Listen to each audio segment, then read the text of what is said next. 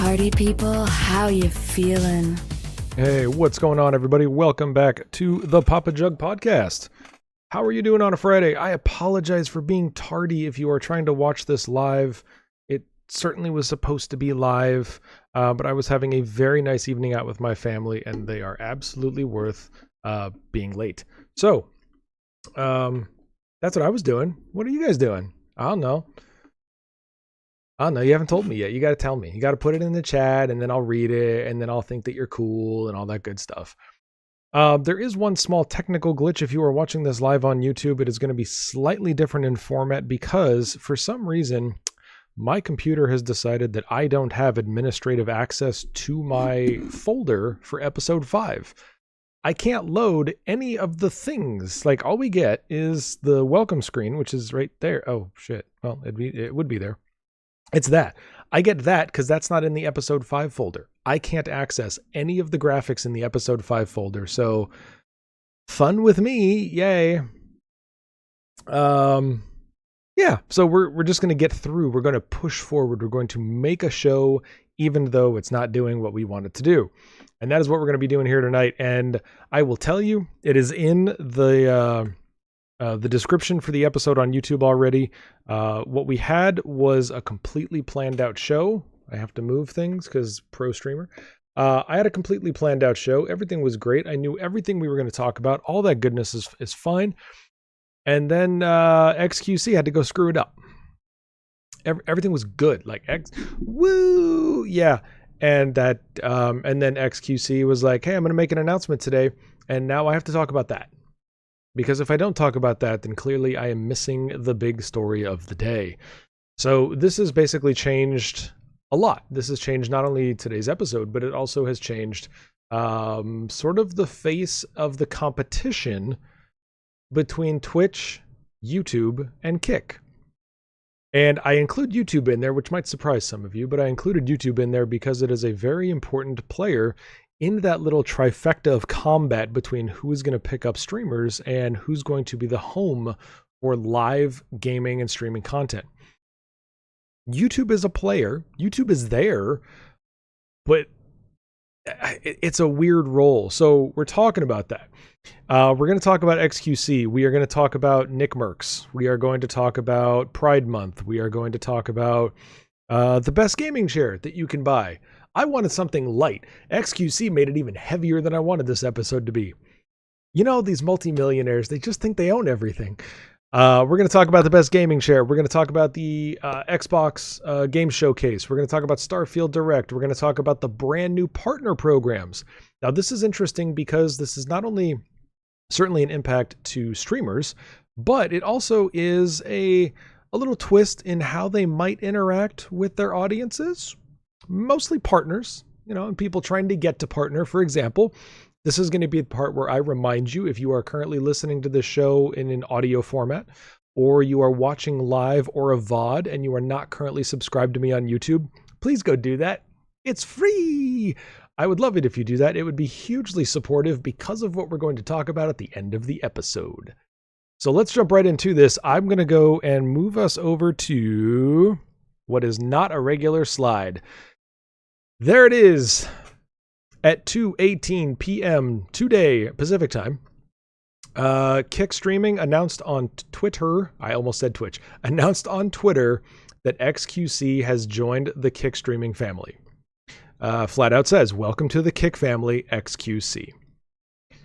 Whoa. Like when I shared that in the Rise Above Discord, it was just whoa. Like, Kick has been talking about, mostly Aiden Ross. Aiden Ross has been talking about for the last 6 months or so, we've got big names coming, big names coming, big names coming. I wanted to dive into this because it's not as simple as you might think it is. There is more depth to this change than meets the eye. And I haven't seen it really talked about in the media. Certainly all the business publications are talking about it. All the gaming publications are talking about it. All the streamers are talking about it. All the commentators that are on the internet, just like me, everybody's talking about it. But I think they're missing some key points. And that's what I hope to give you tonight. But this was it at 2:18 p.m. Kick Streaming announced on Twitch that xQc had joined the family. Now, that is not exactly how his agent broke the news.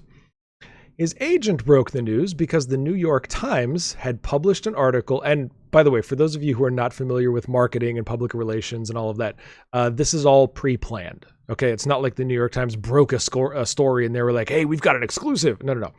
This was planned to be announced at a certain time in the New York Times. And it was pointed to and it was like, look, here's the announcement. The rumors have been flying.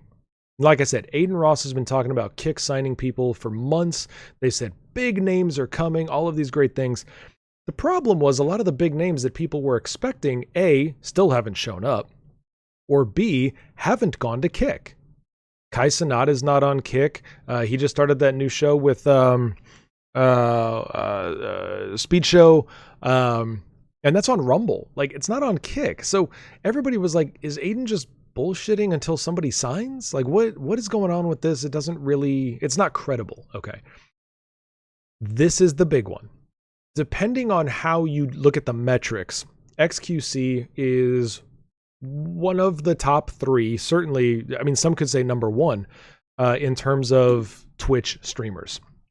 Previously, number 1 subscribed channel, huge follower count, all these things. xQc is a massive, massive source of income, single source of income for Twitch.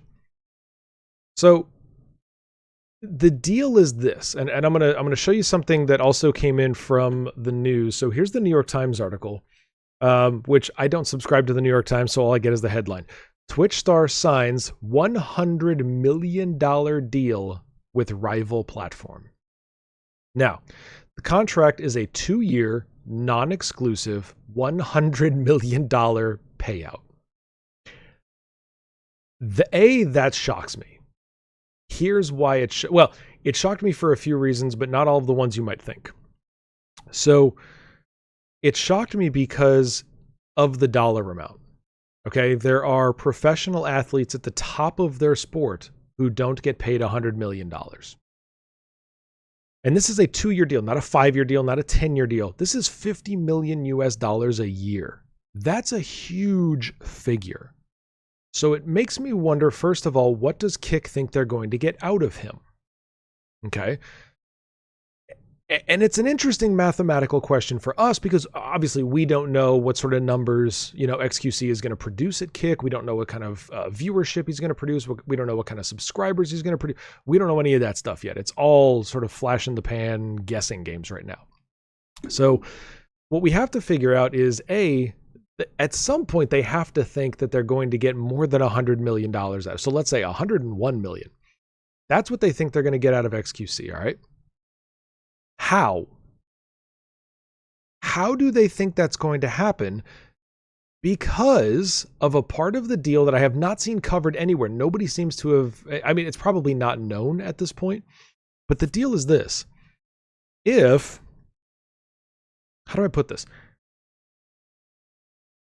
If the 100 million, okay, on Twitch, we know how xQc gets paid for the most part. Okay, we know how the subscription thing works, 50-50 split, blah, blah, blah, blah, blah. Great. So we know that if xQc were to generate $100 million in subs, xQc would get 50 and Twitch would get 50. We know how that works. But let's say by some miracle, which it would be, you've got to think of how small Kick's audience is. It's very small. They only have 5 million total users, not active users, not monthly active users, not daily active users, 5 million total accounts. Where are they going to get $100 million in the next 2 years from xQc? So that can't be the math. That doesn't make any sense. So where's the money going to come from? Then think about this part. Let's say that, I don't know, let's say he gets paid his 95-5 split, which I can't imagine this is going to happen. But you got to remember, Kick's whole thing, Kick tells all of their new streamers, you're going to get paid a 95-5 split. In fact, they made a joke about it when Twitch, and we'll talk about this later in the episode, Twitch announced their new Partner Plus program, and Twitch said that a certain category of partners are going to get paid 70-30 again. Cool. Kick even made a joke on Twitter. Kick even said, and they just, I think their like quote tweet was just 95.5. Like they're paying that.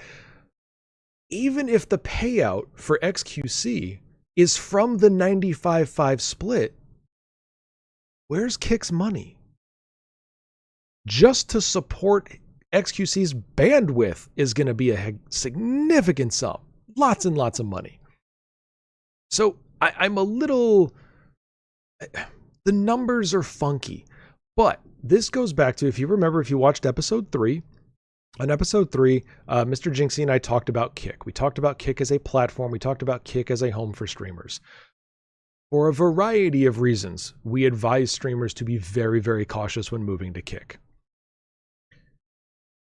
If they're just going to pay him the flat rate, which is most likely what it's going to be, they're not going to give him a 95.5 split because that makes no sense. They're going to pay him the 95.5 and $100 million? Come on.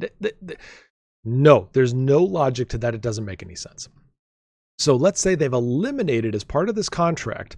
If they've eliminated this part of the contract and they've said, great, you're not getting your 95.5 split. We're just going to pay you a flat sum. It goes back to the problem of Kick not needing creators. I'll say that again. This would prove Kick is not interested in creators. The creation that they make, the product that they produce, the entertainment is not Kick's priority. That should concern a streamer. I'm going to put a small caveat on that. It should concern 99.9% of streamers. If you're xQc, you just got $100 million. What do you care what Kick wants? Screw Kick. You don't care. You're getting $100 million over the next 2 years. But for the vast majority of the rest of us that are not xQc, this proves Kick is not interested in your product. So what are they doing? What's the ulterior motive with this? I think there's problems that need to be hashed out. This is an article that I pulled up in, I'm scrolling on my stream like that's going to work. Blah, blah, blah, blah, blah. Great. Yeah, no, this is not what I'm looking for. Yeah. So his agent, Ryan Morrison, according to the article, the streamer signed a roughly $70 million contract with incentives that could push the total to about $100 million. That's fine. So he's going to get the 100. I don't know what the incentives are. That's the problem, is he never describes what the incentives are. And we don't have the right to know. I'm not saying that we have a right to know what xQc's contract is. We don't. If that never gets published, I'm fine with that. I'd prefer more privacy in this industry than what exists today. We think we're entitled to contracts. We're not. But you've got to do the math. Where are they getting $100 million from? I mean, crypto has not done well. So if Stake is planning, Stake is the owner of Kick.com. If Stake is planning on using crypto funds, okay, good luck with that. Because Coinbase and Binance are like getting sued by the SEC. So have a good day. We'll sort that out later. So if they're planning on doing it from gambling, okay, fine. If they want to pull it from that side of their business, that's interesting too, because in a down economy, people gamble less. So where is it going to come from? Is it going to come from the 95-5 split? And if so, that 5% is not enough to pay for him. So I don't the math doesn't add up, but what it does tell us is that they don't care about the rest of us. They might pull in an xQc, they might pull in an Amaranth, they might pull in Aiden Raw, who the fuck cares? Whatever. They might pull in these top 1% streamers, but then what does that say about the rest of their business? Twitch is very upfront. Twitch flat out tells you that the base of their business is the smaller streamer, the affiliates. It's not the huge partners. They certainly obviously contribute a significant amount to the bottom line, but the affiliates are the bread and butter because the affiliates are the ones getting the small donations. It's kind of like a politician today. For the last 20 years, politicians don't make a lot of their money from the huge donors and the mega churches and whatever they get their money from. They get it from the guy who gives $5. They just get a lot of guys who give $5. That's how Twitch works. Twitch loves their creators. I am not white knighting Twitch. I'm simply explaining the finances here.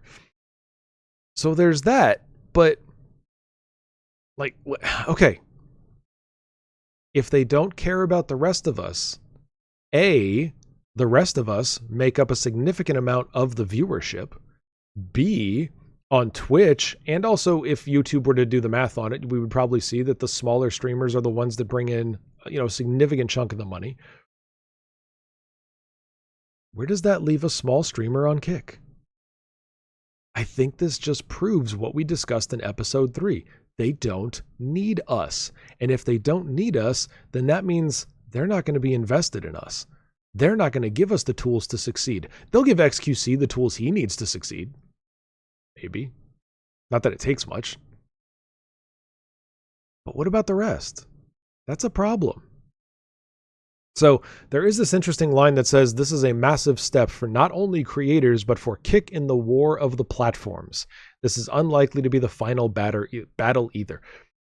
Duh. No kidding. Thank you very much. I mean, Captain Obvious here. This is not math. This is not going to be the last big streamer that signs.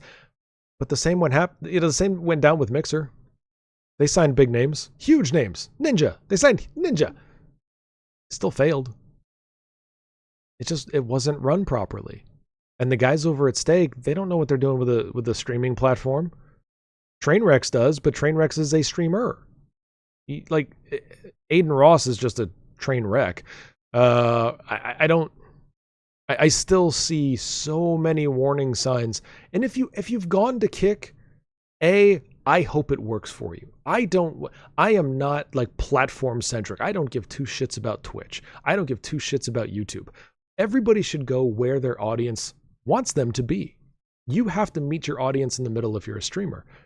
So if you go to Kick and that's where your audience is, fantastic. Not only am I glad you made that decision, that you were smart enough to make that decision, but I want it to work for you. Good job. But for most people, I think today, for most streamers, I think you need to be very, very, very, very, very, very, very, very careful when it comes to Kick. The promises they're making cannot last. And if they do last, it proves that you are not important. It can't be both. It can't be you're not the main source of our income and you're our priority. No, they're running a business. This is not a charity. This is not the Kick nonprofit organization operated by Stake. You've got to be careful of the signs here. They're telling you who they are, okay? There's that quote from Maya Angelou, when somebody tells you who they are, believe them. They're telling you who they are. Believe them. You don't have the right 3 years from now to be like, man, Kick never cared about us. It's like, no shit. They flat out told you that. They're telling you that with every decision they make. You're not the priority. If it works for you, ride the train. Not the train wreck. Ride the train. Good for you. Good. Let it work. Let it do its thing. But it's going to take a lot. A lot. xQc has built up his audience on Twitch over years. Not hours, not days, not weeks, not months. Years. How long is it going to take for him to become revenue positive over on Kick? A long frickin' time. So I think that we need to examine this. I think that more details are going to come out, as they always do. Somebody that's friends with xQc is going to open their mouth. They're going to say something they shouldn't have, and the media is going to pick it up, and then xQc is going to deny it, and then it's going to become blah, blah, blah, blah, blah. And then there's also the thing, Kick's agreement is non-exclusive. The new partner agreements with Twitch, which we'll talk about later, the new partner agreements with Twitch, they've released partners from being exclusive since last August. So unless he tries to multicast, or simulcast as you might call it, unless he tries to do that, he's not violating the contract with them. Twitch says it's fine. And I think that's something that people need to recognize and give Twitch credit for. If Twitch was not caring enough about their creators and kept to the contract clause of locking people in, if they locked their partners in, xQc wouldn't have the ability to announce what he announced today. That's a big deal. If Twitch was the old Twitch, Twitch would have said, you can't sign that deal or you're off of our platform. Now, for $100 million, I'm not sure xQc would care. He'd be like, all right, fine. See ya. You're not paying me $100 million. Peace out.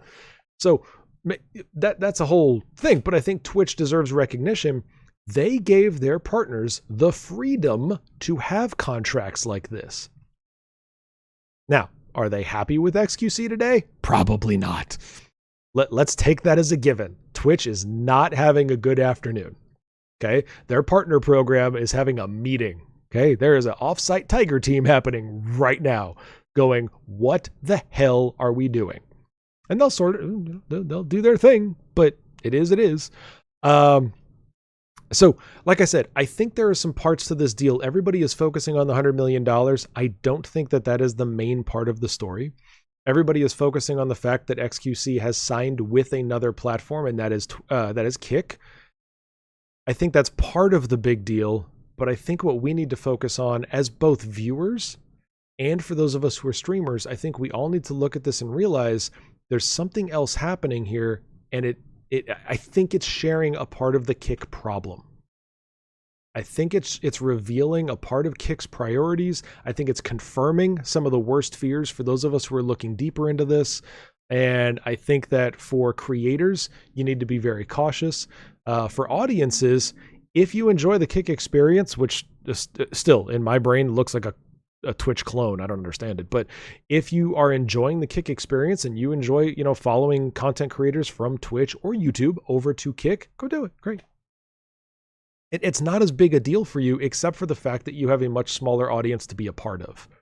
So right now you might be, as a viewer, on some channels on Kick, you might be more recognized because there's less viewers there. So when you jump into chat, instead of you being one of 1,000 people, you might be one of 100 people. You might be one of 10 people. So you might get a little extra attention from the streamer if they actually bother to read their chats. Like I do. I read my chat. I like my chat. PJParty chatters are awesome people, and I love reading your messages. Shameless plug end. So that is what's going on with xQc. I think there's more to the story. I think we need to pay attention to things like this. We're going to see more as they sign more streamers, and there will be more. xQc is not the final battle, as this said. This is not the final battle either. And I think that we just need to continue to watch how this develops and see how Kick handles it. And I think we also need to continue to watch how Twitch responds. And I think we also need to keep an eye on how YouTube opens up some opportunities for people, because right now YouTube is the third, and it's a distant third.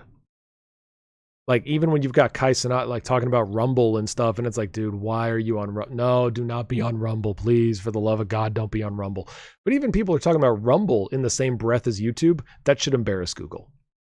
That should scare the hell out of Google, is that they're even in that category. Like, everybody's like, Twitch and Kick, YouTube and Rumble. Like, Google should be embarrassed. But that's just me. What do I know? I'm just a little old affiliate on Twitch. So up next, wanted to talk about a new topic, something that is also very, very timely and very controversial. We are going to move on to NICKMERCS, his comments about Pride Month being celebrated at a school and how that led to a massive PR disaster over at Call of Duty. So here's what happened, okay? A lot of people saw this on social media and reacted before they knew what the backstory was. What was going on? Did NICKMERCS actually say something that was homophobic or just, maybe just bigoted, maybe not even homophobic, but just something that was really against the LGBT community? So here's the deal. In Southern California, there was a Pride Month event at a school. It was there's a city in Southern California. We don't need to get into names. But there was a Pride Month event at a school, and there was a school board meeting, and parents showed up, and it got heated. Protesters, counter-protesters, lots of opinionated parents, school board officials, teachers, kids. Like, it became a very terrible event. People were injured. There's a lot of footage of physical altercations, fights. It was pretty ugly. So there was, I want to get the guy's name right because he was an esports writer. Where blah blah blah blah blah. Yes. So Puckett from Call of Duty Champs. Puckett made a comment showing some of the footage and said, "This happened 4 blocks from my Overwatch League apartment. Americans are in a sad place right now. Let people love who they love and live your own life." So Puckett had come out in favor of the LGBTQ members of the community, was supportive of that. Certainly, Pride Month, pro-LGBT, all of that. Unfortunately, NICKMERCS decided to respond. Really didn't need to, but had to, because, who's going to avoid sharing their opinion?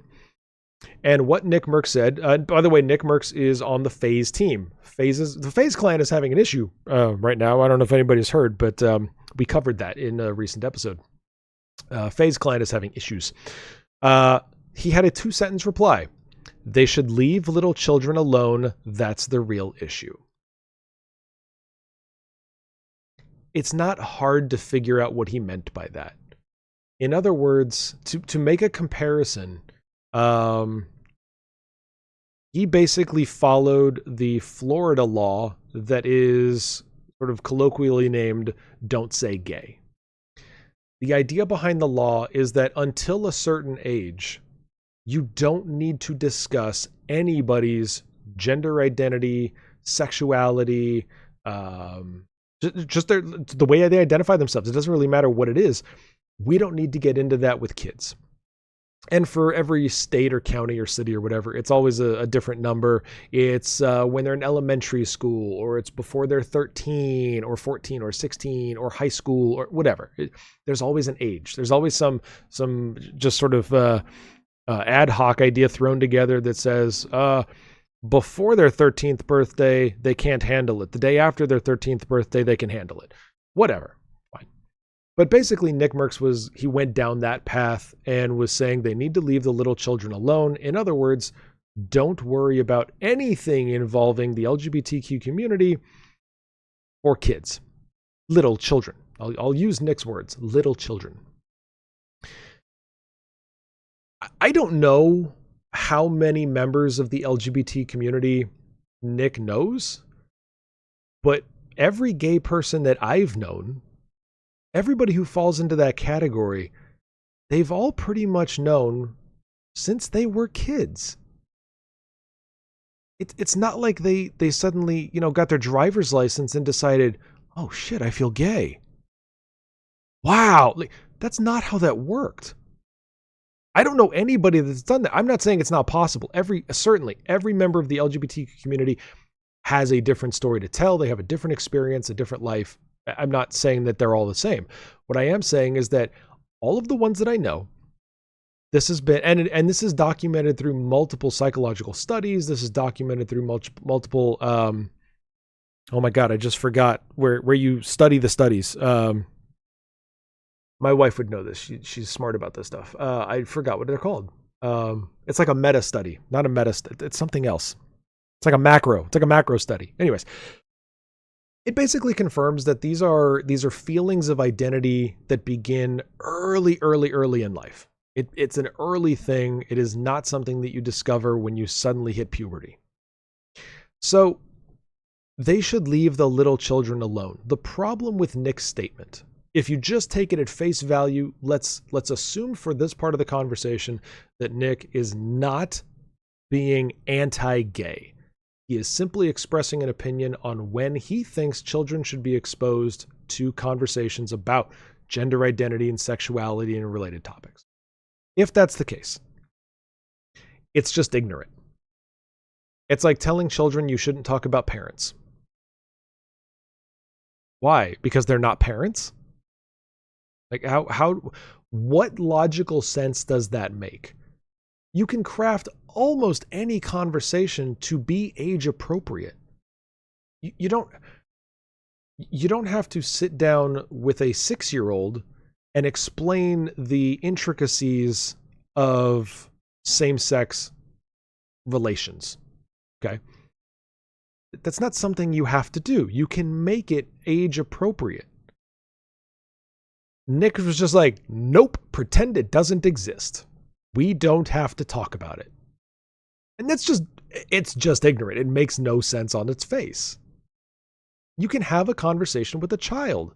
And I guess what? I've got news for Nick. If you have conversations with children early, they're better prepared later. It's not a shock. It's kind of like binge drinking. If the only time that you show a child alcohol is when there's drunkenness involved, that's going to be their impression and it's going to be a shock.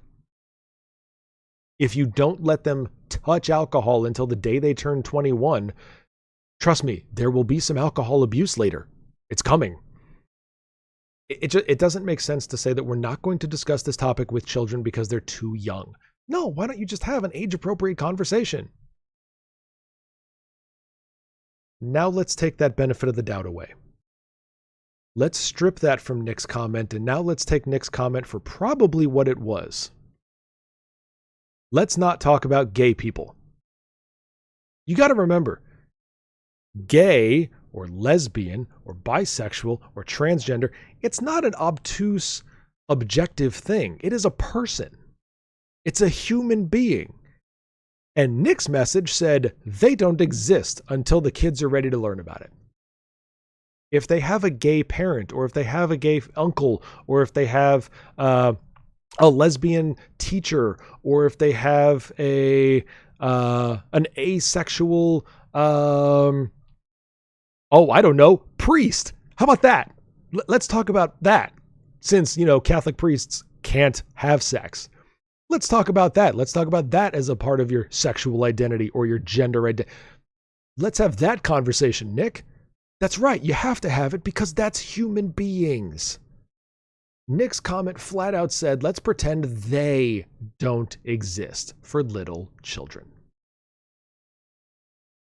Now, hopefully, you understand why this was an anti-LGBT comment. That's the problem. That's why he got in trouble. It's not because he had an opinion. It's because he had an opinion that said, I don't want to recognize, by some estimates, 10% of the human species. We're just going to pretend they don't exist because kids can't hear that. It's bullshit. Absolutely not acceptable. There is literally no difference between that and a white parent in, 1946 Alabama in the United States saying, I don't want my kids seeing black people.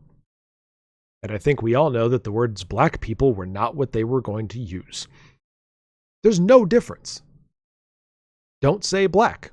Don't say gay. Don't say Jew. Don't say whatever community you want to ignore, marginalize, whatever it is.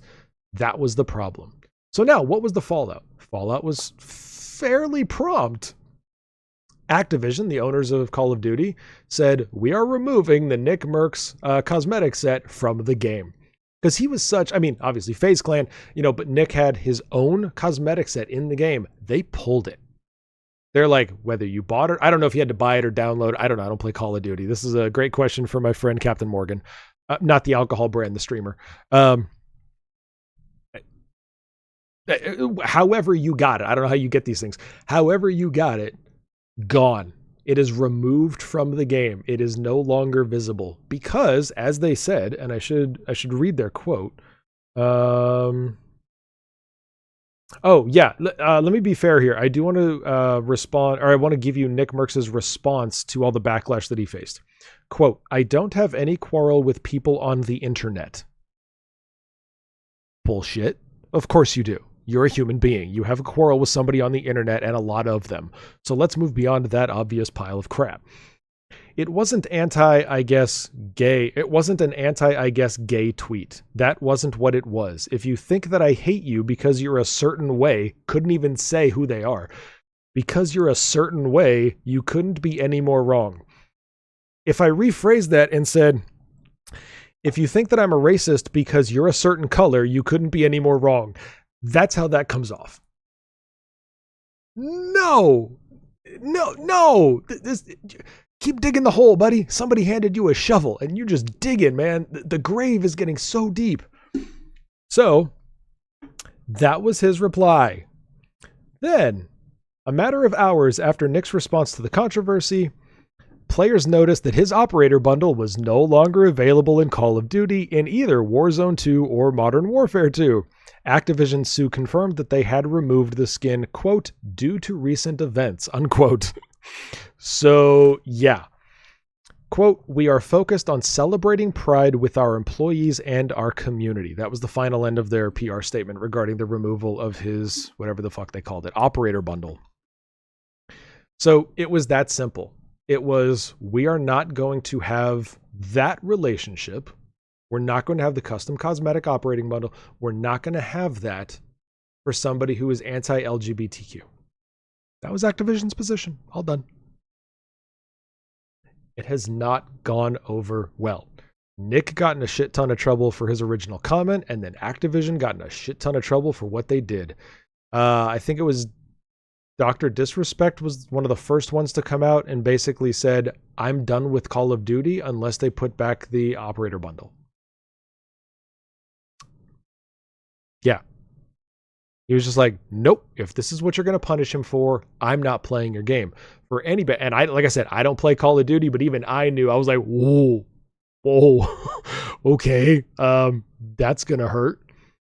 He's a huge, like, him, FaZe Clan, Tim the Tatman came out later and was just like, nope, I'm done. I'm uninstalling the game. Like, he went on his own little warpath. A lot of COD players got angry that Nick got punished. So this is where there's a conversation about go woke, go broke. Activision decided to ally themselves with who their players and their employees are. And I think that may be one of the best ways to put it, because they're not picking people based on decisions. They're picking people based on who they are. There's nobody who one day decided to be gay. That's not how that works. It wasn't, like I said, you didn't get your driver's license at the age of 16 and decide, oh, I'm gay today, yay! You are who you are. And I'm not going to get into the whole nature versus nurture. I'm not going to get into the biology of it. But if that's who you are, then that's who you are. If that's who you're not, then that's who you're not. But there's no reason to discriminate against somebody based on that. It's nonsense. And Activision said, no, we're embracing our people. Nick embraced an ideology. And then he had lemmings flying behind him and jumping off the same cliff. I have zero doubt, and I do mean zero. I very rarely speak in absolutes. I have zero hesitation to tell you, history will not judge these people well. They are on the wrong side of the books here. But this is what happened. Instead of standing up for people and simply, Dr. Disrespect could have just shut his mouth. Tim the Tatman could have just shut his mouth. All these other major players could have just shut up. They could have had a private conversation, and maybe they did. Maybe they had a private conversation with Nick. Maybe they're like, hey, but he doesn't want to let you know. Not cool, dude. Like, I'm with you. I'm your friend, but this is wrong. I'd love to talk to you about it. Let's have a conversation. Maybe you need to understand the perspective of the LGBTQ community. They whatever. Maybe that did happen. But publicly, they came out and said, no, gaming important. Acceptance not important. What the fuck? Wrong move, dude. Wrong move. Not cool. Not acceptable. So at this point, this is where we leave it. Activision has not budged. NICKMERCS has not budged. Tim the Tatman has not budged. Dr. Disrespect. No, none of these people have budged. Everybody is where they were. I'm curious about play numbers. I'm curious about the community backlash. Are they still playing COD? I don't know. I know most of them are, but I can tell you, I know a lot of people have claimed they're not. Maybe they're not playing it publicly. Maybe they've turned off the little status on their Xbox. Maybe they're not connected to Discord right now when they play. It says, so-and-so is playing Call of Duty. Maybe they're hiding it. Maybe they're still playing. I don't know. A lot of people do that. A lot of people, when it comes to like big public protests, they want to boycott something. A lot of people say they're boycotting something, and then it turns out, no, they're not. They're still doing it. They still support it. They don't care. They're going to, yeah, sure. They said they're not going to buy Nikes. All right. They'll buy them next year because they like Nike, and they'll move on and be like, yeah, I didn't buy my Nikes. And then they buy Nikes, and nobody will ask because it blew over 6 months later. Who cares? And life went on. So it's going to be interesting to follow this one, like I said, simply because we want to see where this plays out. I want to see some playership numbers. I want to see the user base speak out. Nick has had, and I will say, Nick has had a lot more support than I expected from, no, not really, from the gaming community. No, I kind of expected this. He's had support. A lot of people have taken his side on this. It's been a very controversial thing. It's not like he got canceled. He really didn't. Activision took the thing away. Oh, and by the way, Dr. Disrespect lost his as well. His operator bundle was also removed. Tim the Tatman's, I think, was also removed. I think that was their public request, just to be clear about it. They told Activision, if you're not going to give Nick his, take mine down too. And they did. Activision said, okay, delete. You push the button. It's gone now. Bye-bye. Kind of crazy. So, for the record, on behalf of me, my company, and my channel, what they did was wrong. Activision was in the right. Activision said, we're not going to put and I'm going to use the term just because, quite honestly, I haven't thought of a better one, but here's a better one. We're not going to put a bigot in the cosmetic bundles that are available. The operator bundles will not be, like, we're not going to create one for Hitler, and we're not going to create one for NICKMERCS. I'm not equating Hitler with NICKMERCS. That's not my point. My point is they found somebody that they ideologically disagree with, somebody that was willing to marginalize a part of their community, and Activision said no. I stand with Activision on this one. So, there's that. We're going to move on. We are progressing, not to that though. That goes over there. Go over there. There we go. So we're going to get to a lighthearted topic here. I thought about this one and I wanted to share this with you. The site that I have brought up right now is pcgamer.com. I came across this website. It's got a healthy list, but what we're talking about is gaming chairs. Why am I talking about gaming chairs in the midst of these very serious topics? First of all, xQc screwed up my stream or screwed up my podcast and wasn't supposed to be talked about today. So there was going to be less seriousness, but now there's a lot more. Gamers spend a lot of time sitting on their ass. A, go touch grass. B, do exercise. C, eat well. D, get a standing desk. Free advice from Papa Jug, and I only do half of those things. Here's the thing. When you're in a chair, as often as a gamer is, especially if you're a content creator and this is your job is to sit in a chair, gaming chairs can be great. Gaming chairs can really improve your health. And what I mean by that is they're not going to be this huge detriment to the operations of your body, your anatomy, just a thing. I have to read this comment just showed up in chat. I do none of those things. Oh, good timing. That was funny. So anyways, chairs are a big deal because you need certain physical supports. Okay. You need something that is comfortable, that's not going to literally damage your skeletal structure, your musculature, tendons, nerves, all of these things. If you're stuck in a chair, and this is true not just for gamers, but even like office workers, if you're in an office chair for 8 hours a day and all you do is get up for lunch, that's not good either. You need a good chair. So for all of us gamers, I was thinking, let's talk about gaming chairs. What is good? What is not good? What do you need to look for? What do you not need to look for? What most of you don't know is that my desk, the one I'm sitting at right now, I'm actually sitting at a bar stool height desk. It is not a standing desk, but it's not a standard seated desk where I'm, like 1.5 feet off the ground, I think is the average chair. I'm literally seated in a bar stool height chair. It is not built for gaming. It is not built for long-term sitting. That's not what it's built for. It is Pretty uncomfortable for anybody who's watched me stream. You've seen me get up and try to like move around and things like that. The reason is because I'm not in a gaming chair that is typically comfortable. The ergonomics of it just suck. And I cannot find, if any of you have a resource where you can find a bar stool height gaming chair, send me the link. Dear Jug, you need this. And I'll be like, yes, I do. Send that to me. But for the rest of you, like I'm the only gamer I know that has a bar stool height desk. Everybody's either standing or seated at a regular position. So let's pretend I'm not here. For the rest of you, I found this list on PCGamer.com. It is literally PCGamer.com/best-gaming-chairs. Pretty easy. But what it has is a really cool breakdown that I liked, which is you can get different categories. So there's a brief list at the top. Then there's overall affordability, because you can get chairs that cost like $2,000. Office chairs, luxury chairs, the best for back support, the best for larger people. And then they explained how they tested these chairs. Now, I do want to disclaim that there is almost certainly going to be some sort of an affiliate deal with them.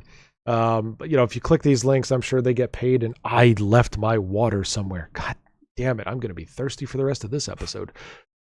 But I liked the fact that there was a lot of it. They had, like I said, all those different categories, and they talk about why they're important and the benefits that they offer gamers. So I just wanted to tell you all, do some searches.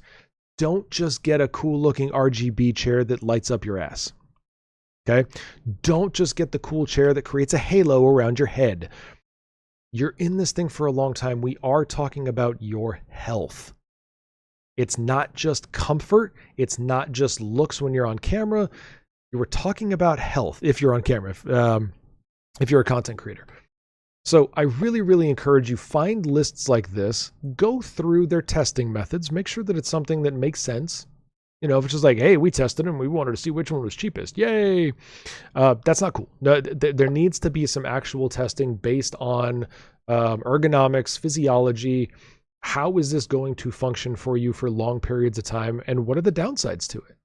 It's like, hey, we sat in this chair and it was comfortable, but it wasn't padded properly, or it didn't provide the right back support. So after 2 hours, we were comfortable. After 3 hours, we wanted to rip our spines out. Go through that kind of stuff. Make sure you're picking a chair that works for you. And like I said, one of the things that I liked about this particular list on PC Gamer was that it had a list of affordable chairs. Not everybody has the option of deciding between a car and a chair. So get yourself a chair that you can afford, but make sure it is taking care of your health to the best of the chair's ability. And that needs to be your decision. I will tell you, you don't have to look at the list. I can give you the best overall chair that they picked was the Secret Lab Titan Evo. It was the best chair overall because it is the benchmark by which we judge all other gaming chairs. To earn that role, it ticked all the boxes you could ask of gaming furniture. It's comfy, supportive, and importantly, it looks great too. Please note that the looks great is the last thing on their list. It's not the first. It's not the most important. The best affordable chair is the Corsair T3 Rush. Quote, this insanely comfy T3 Rush has a memory foam lumbar pillow and features a breathable fabric finish. Looking more expensive than it is ideal for you if you have a smaller frame. It could be too narrow for you otherwise. I think that's a typo. I didn't catch it the first time I read it, but that's weird. You guys are hysterical in chat. I'm loving this. And then finally, the best office chair. So if you are, for whatever reason, you're gaming in an office chair, it has to be something that doesn't look like a gaming chair. It was the New Chair, and that is N-E-U-E chair. It's all combined into one word, N-E-U-E-C-H-A-I-R. A brilliant option if you're after something more traditional looking. The New Chair's mesh design keeps you cool for long periods and offers elite build quality. What it doesn't look like to me is that it doesn't offer proper back support for sitting for, I don't know, 8 to 12 hours a day like some of you might. So, definitely keep that stuff in mind. Best luxury chair is the Herman Miller Embody. If you're looking at a Herman Miller chair, you may need to refinance your house. Just letting you know. The best back support chair, big thing. Big thing. Your spine is kind of important. You only have one. It's not replaceable.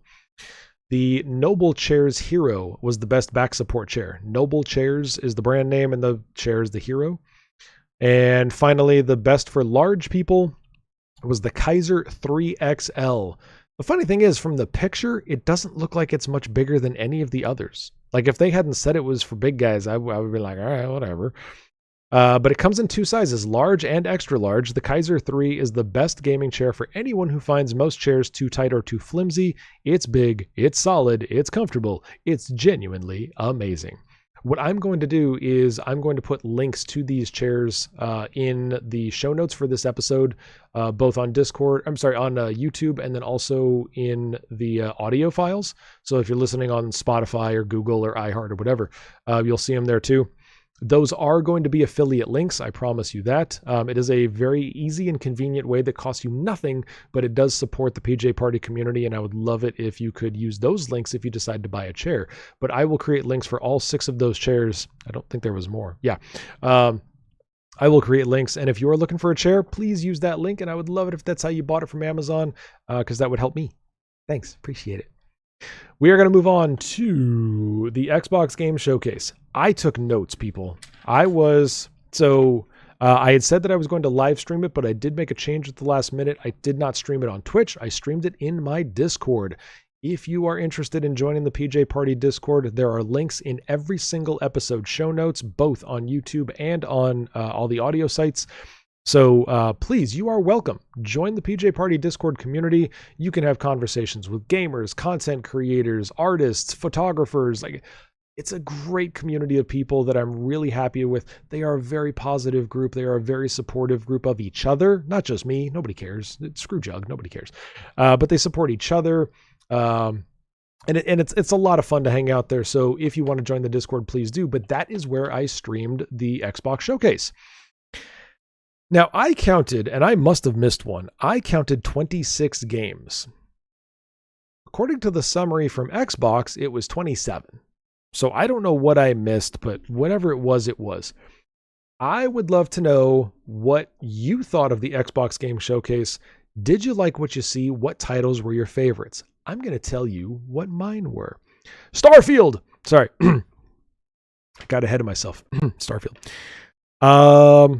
In order, they came out with Fable, looked cool, liked the trailer, interesting.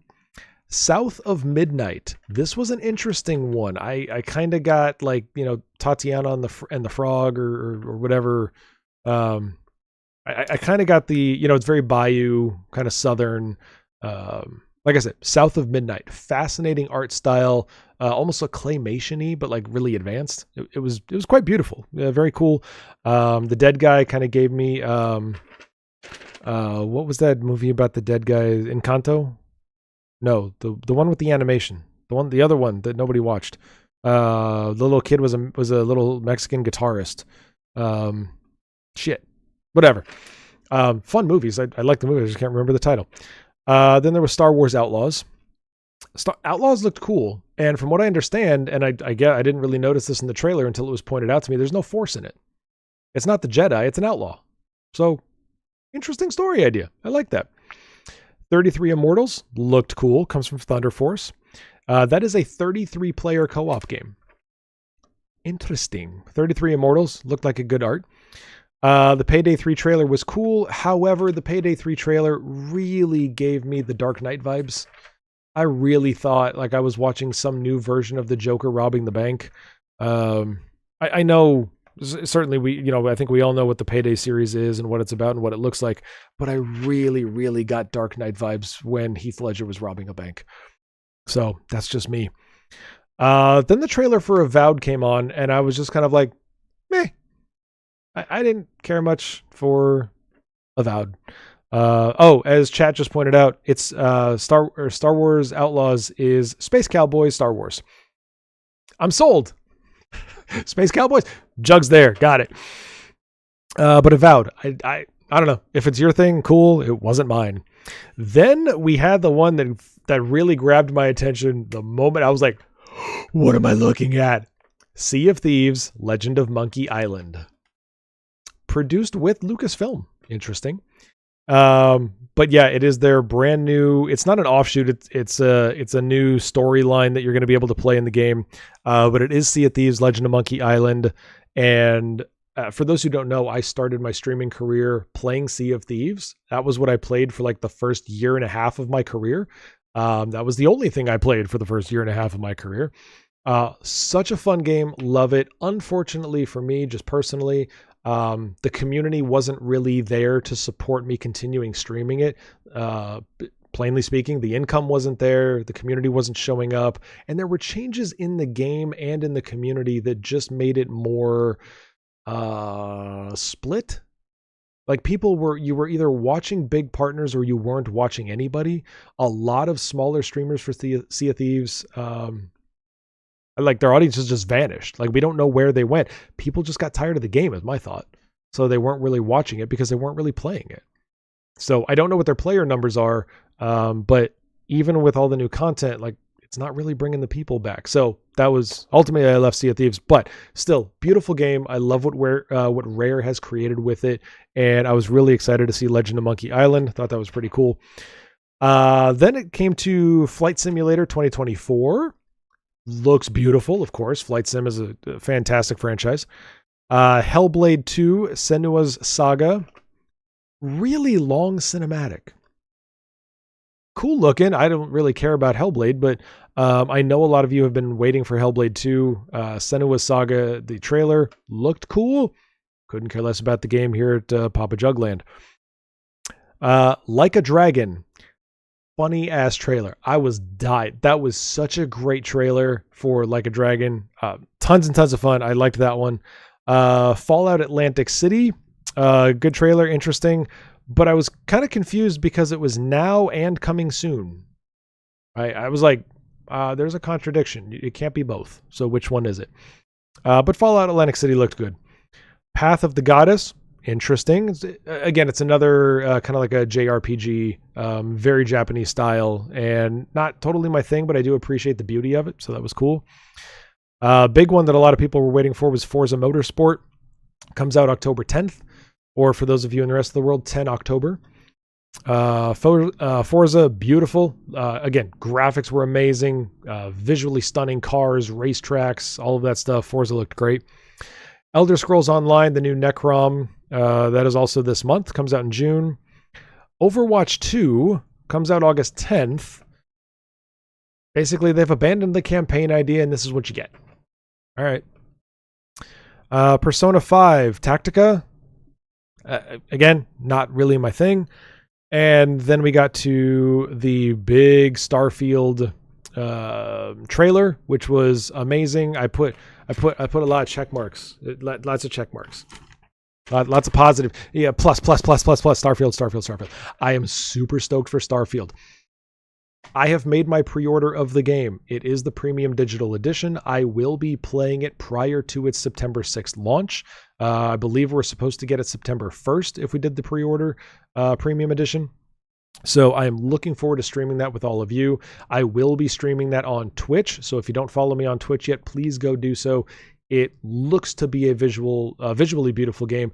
And Microsoft has since come out after Starfield Direct and after the Xbox Game Showcase. Microsoft came out and said, this will be, I'm going to screw up the verbiage a little bit, but basically this will be the least buggy game Bethesda has ever released.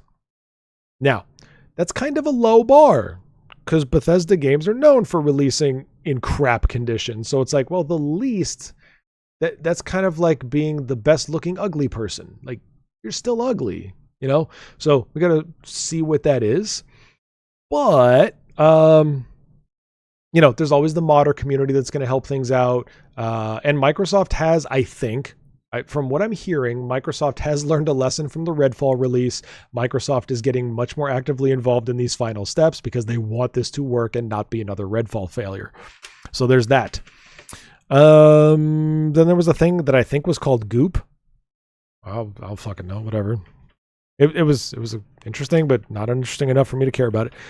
Still Wakes the Deep. This is a horror game. Brand new horror title coming out. Looked interesting. The trailer didn't really give me horror vibes. It gave me more mystery vibes, but yeah, horror game, I guess. Dungeons of Hindenburg. Ja, the Hindenburg, yeah. The dungeons are going to be there, and that is where you will find the dungeons in the Hindenburg. Pretty game. Graphics looked interesting. Not really my game style, but looked like it'd be cool. Then there was the Cyberpunk 2077 expansion. So this is Phantom Liberty, comes out September 26th. It is Dogtown, which is expanded from Night City, and there's a whole story behind that. It stars Idris Elba. Idris Elba is coming to Cyberpunk 2077. Should be cool, will definitely be popular. Keanu Reeves and Idris Elba in the same game. Fun times! Then we had another one. Again, lots of plus marks. See, lots of pluses. Lots of pluses. City Skylines 2. I grew up playing SimCity. I loved SimCity. Such a cool game. You got to build a city with infrastructure and plumbing and poop coming out of toilets and shit. It was great. So when SimCity went away, then after a few years, we got City Skylines. Beautiful game. I started playing that when I was on the Xbox. I loved playing it. My son loved playing it. It was a good time. It's wholesome fun. It's educational. You're learning, how things work. You're learning how infrastructure needs to work together. You're learning how people, in a small sense, might want to move somewhere or open a business somewhere. It's kind of practical. It's just amazing. So City Skylines 2 is coming out October 24th. It is on my Steam wish list. I haven't bought it yet because I've had to buy other stuff. Then we had a trailer for Metaphor Rifantasio. There's a minus sign next to that one. I don't care. Towerborn. Minus sign next to that one. I don't care. Then we got Clockwork Revolution. This was the last trailer before they moved on to Starfield Direct. Clockwork Revolution looks beautiful. Fascinating game. Cool concept. Unfortunately, it's a ripoff. At least artistically, it looked like a ripoff. And what was it, Biomass? I think it's Biomass. I don't know, guys. I'm not a genius. Biomass, Clockwork. Is it Biomass? Revolution. Blah, blah, blah. No. I need news. I don't need these. Is it Biomass? What am I thinking of? Somebody tell me. Blood Titan chat says, I'm getting Starfield, but the bugs make the game though, right? Yeah. Clockwork Revolution ripoff? I could swear it's... Oh, Bioshock. Sorry, not Biomass. Bioshock. Even the characters look the same, so whoopsie. There's that problem. So yeah, it was... but again, I don't know. I don't care. The game looks pretty amazing. I never played Bioshock, and I think Clockwork looks pretty cool. I don't know if I'll buy it, but I think that it is a visually stunning piece of game. So if you're into that kind of stuff, check it out. I would recommend it based on the trailer, and that is the sole source of my knowledge about that. So we did have Starfield. Starfield Direct came out. Starfield Direct answered a lot of questions. I give Bethesda and Microsoft credit for showing what they showed, how they showed it. The presentation was great. Lots of questions got answered in terms of capabilities, gameplay, all these interesting things. Unfortunately, Microsoft made the decision to lock consoles at 30 FPS. I know this is a big controversy in the gaming world right now. You've got consoles that are not doing what PCs are doing, despite the fact that you have things like the Series X, which is a super beefy computer. It's a capable machine. And yet they're still limiting what it will do. I'm okay with it. I say that I understand I'm not, currently a console player, but I would rather have a quality gaming experience than something that's struggling to be what it's not. And I think that that's a fair trade-off. If Microsoft said we would rather give a smooth experience instead of a more detailed experience, then good for them. Good for them for trying to give us a better product. The fact that it's not what everybody wants it to be, that's a different problem. That's more of a consumer problem than a Microsoft problem, but it is what it is. But Starfield Direct did come out. Like I said, they interviewed a lot of personnel. They showed a lot of behind the scenes stuff on how things were designed, the inspiration for some of the art, for some of the characters, the customization ability that's going to be there. all of that I think was winning. I think that they did a fantastic job at telling us what's coming in September. The other thing that I wanted to address with regards to Starfield is my community. I love this community, the Star Citizen people. Holy shit, you guys lost your minds. You went nuts. I can't believe Starfield's coming out already. What the hell is CIG doing? When are they going to release the game? Da-da-da-da-da. Guys, it's a different thing. It's not the same. It's not even the same concept. Yes, it happens in space. Okay. So does the International Space Station. Is NASA copying them? No, relax. They're different things. Bethesda had this idea for a long, long time. Bethesda's had the idea for Starfield for many, many years. They got around to building it. And other than, and I'm going to say this very generically, other than stretching existing tech, okay, they've polished up some existing tech. They've stretched the capabilities of some existing tech. They've created some new things, but they're not really inventing new technology to deliver this game. Star Citizen is. Cloud Imperium Games is inventing new technology to make Star Citizen. Bethesda didn't do that. Bethesda is going to deliver a beautiful game. Bethesda, so far from what we can tell, Bethesda is going to deliver a game that is going to be fun to play. It's going to be interesting. There's 1,000 planets and moons and whatever the hell they've got. There's alien creatures and there's plant life and there's food and you get to steal sandwiches and fuck, the whole internet is talking about goddamn sandwiches. I get to steal sandwiches. All of that's cool. It's not Star Citizen. And Star Citizen's not Starfield. The fact that they both have Star in their name doesn't mean they're comparable. I understand, and trust me, I'm there. CIG has spent 10 years building an alpha. It's still not ready, and it's not going to be ready for a long time. Okay, if anybody's played recently, they ain't there. It's not a beta, it's an alpha, and it is what it is. But I think we need, for the health of the games and the health of our communities, stop comparing them. First of all, Star Citizen is a multiplayer game. Starfield is not. Starfield is single player. Why are we comparing these? I don't get that. Even the basic element of how many people are there isn't the same. And the guys at Bethesda even announced that because of the dynamic generation of the worlds, literally, if Jug goes to Moon X and sees something, when Jug's friend on his computer or his Xbox goes to Moon X, they won't see the same thing. It'll be similar, but there's no persistence. It's not like if I drop something there, my buddy's going to go pick it up. None of that. It's not the same game. Everybody. Namaste. Take a breath. Let's all just have a good time. If you're playing these games to bash on game developers, you're doing it for the wrong reason. Just play games. Have a good time. If you're a content creator, play the game to create cool content. You don't have to trash other things. And I say that to both sides of the fence. If you're on the Starfield side of this fence and you're like, I have a game, Star Citizen's still not out. Who the fuck asked you? Shut up. If you're on the Star Citizen side and you're over there, you're pissed off at CIG, or you're white knighting for CIG and Star Citizen, and you're like, yeah, but our game's cooler and it's got this and it's got that and I can play with my friends and da-da-da. It's like, dude, who asked you? Nobody. Just relax, everybody. Namaste, take a breath. That's all we're going to do. All right. So I am very excited about Starfield Direct. I do want to go over a couple of things. Their stretching of existing tech is their rendering system, their animation systems, many interactive items in the world, including sandwiches. You can walk back or you can fast travel. So you can literally just teleport to places, which again, less immersive in my opinion. I think Star Citizen is a more immersive world because it requires you to act and move and do things without magic. So cool.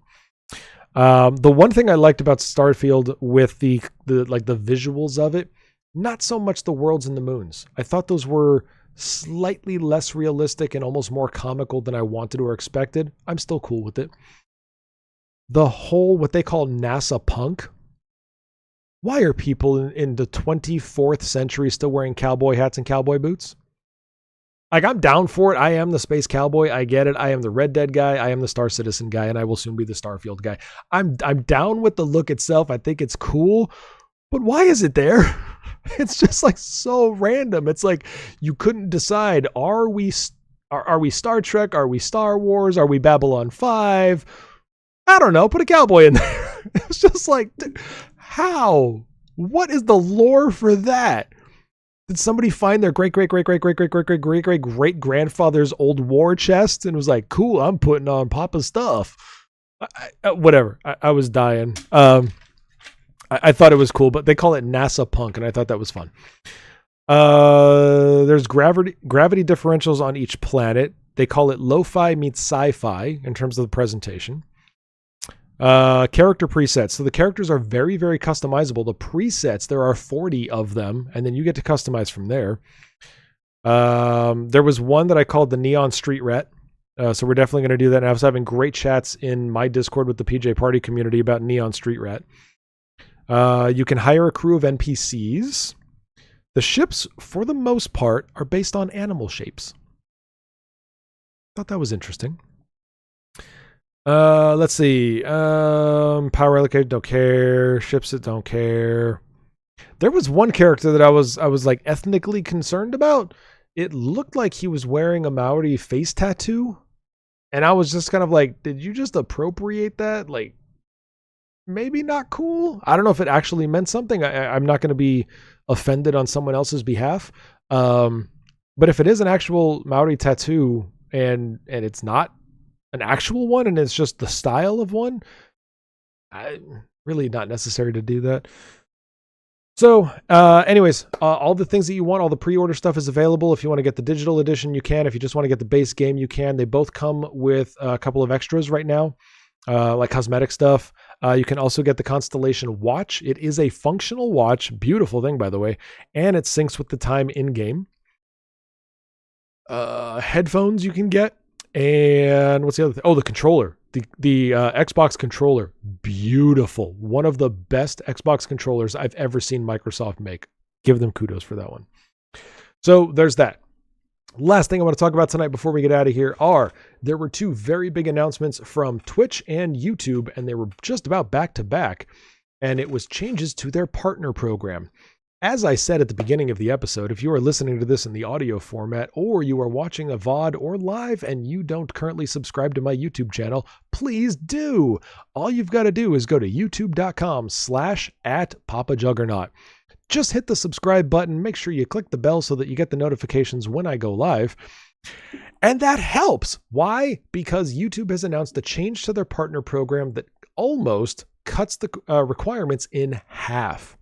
In order to get into the YouTube partner program previously, you had to, I'm going to bring that up actually. There we go.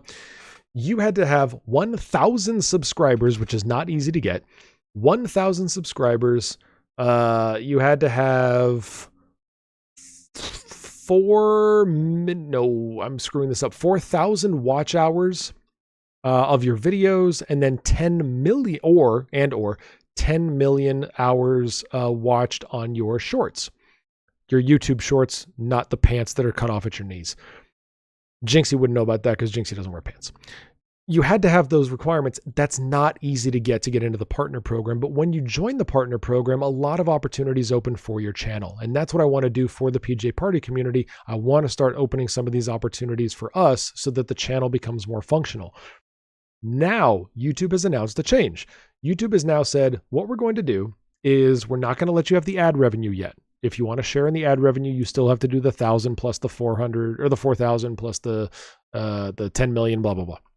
You still have to do that. But what we will, if you get 500 subs, plus you've uploaded 3 videos in the last 90 days, I think I can scroll down. I don't know why I'm guessing. It's literally in front of my face. Where did it go? There it is. 500 subscribers, 3 valid public uploads, and either 3,000 valid public watch hours or 3 million public shorts views. You will get access to 2 parts of the program, which are fan funding, like donations. Twitch, they're called bits. Similar concept, basically contributing to a live stream. And shopping. You can now sell your merch through your YouTube channel. They open those two things, those two features, those two opportunities if you hit this new lower requirement that I believe kicks in July 1st. I think that's when the new program is. We're starting to roll out. Oh, that's right. They're starting to roll it out now. However, please keep in mind, this only applies to YouTube creators in the US, the UK, Canada, South Korea, and Taiwan. It is not global yet, but I assume it will be soon because this is going to be ridiculously popular. So YouTube makes this cool change. Great. Very happy about it. In the last couple of days, I've picked up, I think, at least 7 or 8 new subscribers. So if you guys could please contribute to that, or please just ask your friends to do it. Again, I don't care if you never watch my content, if you think it's boring, fine. I'm sorry, but fine. I need the subscriber numbers, because that's one of the hardest ones to get, is because people, for whatever reason, it's not like Twitch. People don't just sub to YouTube channels like they do on Twitch. So I'm trying to get to that number. So that's what's going on with YouTube. Very cool change. Would love to do that. And they do call it expanding our YouTube shopping affiliate program. Great. So there's that stuff. I think this is great. I think this is a way for YouTube to open up their portal to more people who haven't quite hit the massive numbers that are required to do the full YouTube partner program. I think this opens some doors, and I applaud YouTube for that, because I think that's going to help encourage people to continue on to next steps. And I think that's a big deal. The other big change that came was the Twitch Partner Plus program. So the Twitch Partner program has been kind of a nightmare recently. As one commentator put it, I think it was a media columnist, the only thing separating affiliates from partners is a purple check mark. Kind of not wrong. Partners, for the last couple of years, partners have had some additional benefits for being partners. You get more emotes, you get customer service access. I would love to tell you that you get discounted tickets to TwitchCon, but you don't anymore. They took that away from you. It really has kind of suffered. But the Twitch Partner Plus program is a response to the huge, overwhelming outcry that says, where did our 70-30 revenue split go? Affiliates have always been 50-50. If an affiliate earns $100 in revenue this month, the affiliate gets $50, and Twitch keeps the other 50. Now it's different. They're accessing, because partners used to get 70-30, and then partners got lowered to the affiliate rank of 50-50, or level of 50-50. So this was a way, because that was ridiculously unpopular. Twitch has decided, okay, we're going to come up with a better way for them, a better way to return the 70-30 split, but it's complicated. Here's the deal. Streamers in the Partner Plus program will receive a 70-30 revenue share on net subscription revenue, which is revenue from recurring monthly subscriptions and gift subs. Well, that's not all the subcategories. What happened? Why isn't it all of them, Twitch? Also, it's not on bits. I'll keep reading. They will get the revenue split for up to 12 months. I'm sorry, for 12 months, up to $100,000. So if you're an Amaranth, your income is capped. To qualify, partners must maintain a sub count of at least 350 recurring paid subscriptions for 3 consecutive months. So that means to qualify for this program, gift subs don't count, because a gifted sub is not a recurring paid subscription. So you've literally got to get 350 subs who are not gifted and come back. If it's a one-time sub, doesn't count. That's some complicated math. That kind of sucks. Partners will be automatically enrolled if they hit that milestone for the next 12 months, even if they dip below the 350 subscription threshold during the 12-month period. This will launch on October 1st. So my joke on Twitter was, partners, start grinding July 1st. Because basically you have July, August, and September to be enrolled in the program when it launches on October 1st. So those have got to be your first 3 months of 350 recurring paid subs, not gifts. The other thing that isn't included, which I haven't seen a correction to this, and I'm staring at the page for those of you who are watching or listening in audio. What about Prime subs? What if I do a Prime sub? Am I not getting that counted either? Now, granted, Prime subs are a tiny fraction of the overall sub community, but they mean more to subscribers because they mean more revenue. It's a Prime sub and it's a whole separate category. You get to choose. It's free for the user. It doesn't cost them a dime. It's part of their Prime subscription. So it's like, wow, all right. I mean, Prime gaming subscription. So that's not included either. So on the one hand, I give Twitch credit for trying to find a way to bring back the 70-30 split. They're a for-profit business, guys. Like I said, it's not the xQc charity stream. It's not the stakes, charity stream. These are not nonprofit companies. They have to make money and they're trying to figure out a way to do that. And Twitch has come up with some terrible ways. I give them credit for trying to find a way to bring back the 70-30 for partners. I just think this is such a complicated ass backwards way of doing it. Back to the drawing board? I mean, cool. So there are people that are going to qualify for this. Great. I believe Harris Heller has even come up with I think he just released a video. If it exists, I will find it. Maybe it was LJM. I don't know. But I will go and find it. So I think they've come up with who does this actually benefit? In terms of like how many streamers would actually qualify for this program. I think they've done some math. We'll see what happens. But again, I think that good for you. You made an attempt. This is a funky way of doing it, but it will help somebody. There's going to be a small subsection that actually benefits from this, and they're going to get their 70-30. Legit. Cool. I'm happy for that. Like I said, I'm all about supporting streamers and content creators, and however you make money. I am not a platform diehard. I don't care if it's Twitch or YouTube or Facebook gaming or Kick or whatever. Find the thing that works for you.